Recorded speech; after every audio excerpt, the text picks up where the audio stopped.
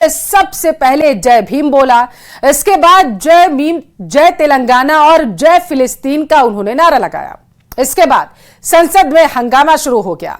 BJP ने ओवैसी के जय फिलिस्तीन वाले नारे का जमकर विरोध किया। शपथ के दौरान जय फिलिस्तीन का नारा लगाने के बाद सियासत जमकर शुरू हो चुकी है और जब ओवैसी से पूछा गया कि आपने जो नारा दिया आखिर उसका विरोध हो रहा है, तो इस पर एआईएम प्रमुख ने जवाब दिया कि किसने क्या कहा क्या नहीं कहा, सब कुछ आपके सामने है।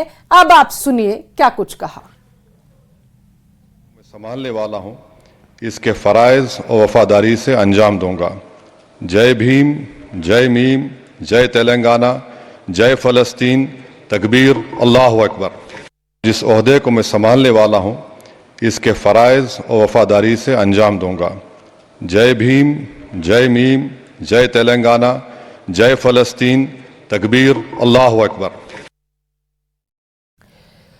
देश के प्रधानमंत्री मोदी ने आपातकाल के मुद्दे पर कांग्रेस को एक बार फिर से जमकर घेर लिया है। पीएम मोदी ने इस बार बाकायदा इमरजेंसी के दौर की उन तस्वीरों और कहानियों का जिक्र किया जिनकी बदौलत 25 जून 1975 को इंदिरा गांधी ने आपातकाल लागू करके लोकतांत्रिक व्यवस्था पर गहरा आघात किया था। क्या कुछ कहा, रिपोर्ट में समझिए।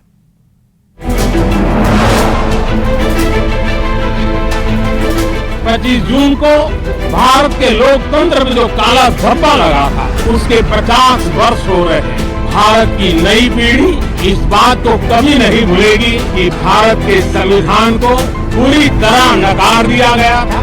संविधान के लीरे लीरा उड़ा दिए गए थे, देश को जेल खाना बना दिया गया था, लोकतंत्र को पूरी तरह दबोच दिया गया था। इमरजेंसी के ये 50 साल इस संकल्प के हैं। हम गौरव के साथ हमारे संविधान की रक्षा करते हुए, भारत के लोकतंत्र लोकतांत्रिक परंपराओं की रक्षा करते हुए देशवासी संकल्प लेंगे कि भारत में फिर कभी कोई ऐसी हिम्मत नहीं करेगा जो 50 साल पहले की गई थी। 50 साल पहले कैसे खोटा गया लोकतंत्र का गर्व।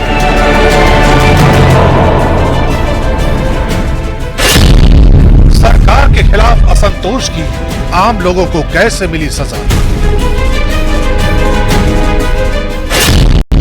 कौन था लोकतांत्रिक अधिकारों की लड़ाई का सबसे बड़ा योद्धा।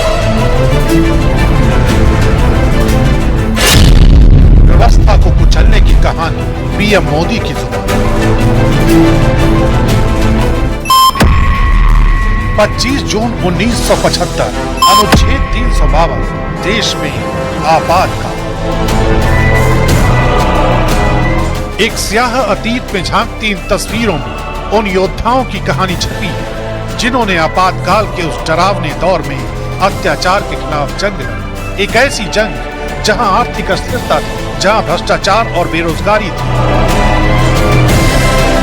जहां बड़े पैमाने पर तत्कालीन इंदिरा गांधी की सरकार के खिलाफ असंतोष था, लेकिन पद छोड़ने के बजाय आपातकाल के उस विकल्प को चुना गया जिसने न सिर्फ जनता के अधिकारों पर चोट की, बल्कि हजारों विपक्षी नेताओं को जेल की काल कोठरी में कैद कर दिया गया। लेकिन तत्कालीन सत्ता के हिंसक इरादों के खिलाफ नरेंद्र मोदी वो चेहरा बने जिन्होंने राष्ट्रीय स्वयंसेवक संघ के युवा प्रचारक के रूप में भूमिगत रहकर आंदोलन को न सिर्फ धार दी, बल्कि आपातकाल के विरोध में खड़े चेहरों को एकजुट किया और लोकतंत्र की बहाली के लिए एक मजबूत आधार तैयार किया। 25 जून को भारत के लोकतंत्र में जो काला धब्बा लगा था, उसके 50 वर्ष हो रहे हैं। भारत की नई पीढ़ी इस बात को कभी नहीं भूलेगी कि भारत के संविधान को पूरी तरह नकार दिया गया था, संविधान के लीरे लीरा उड़ा दिए गए थे, देश को जेल खाना बना दिया गया था।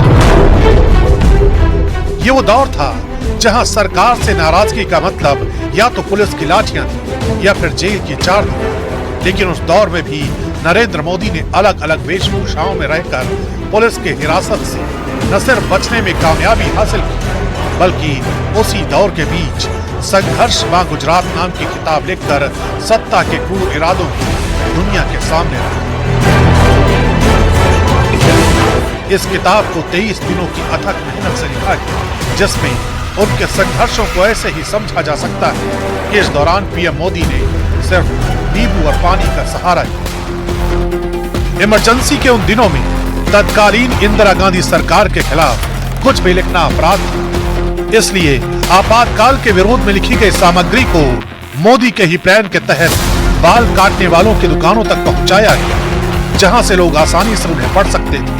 साथ ही ये भी तय किया गया कि जो कुछ भी लिखा गया है उसे संतों, उपदेशकों और पुजारियों के जरिए ग्रामीण इलाकों तक पहुंचाया जाए, ताकि देश के कोने कोने में आपातकाल के खिलाफ अलग को जगाया जा सके। इतना ही नहीं, इस दौरान नरेंद्र मोदी ने संविधान की प्रतियों को भी लोगों तक पहुंचाया और इमरजेंसी के उन 21 महीनों में लोगों को उनके अधिकारों के प्रति जागरूक किया, जिसका असर व्यापक पैमाने पर पूरे देश में देखा गया।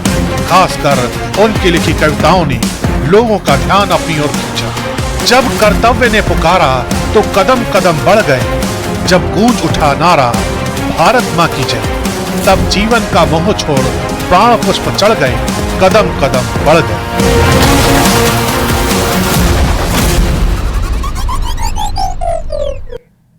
और सियासी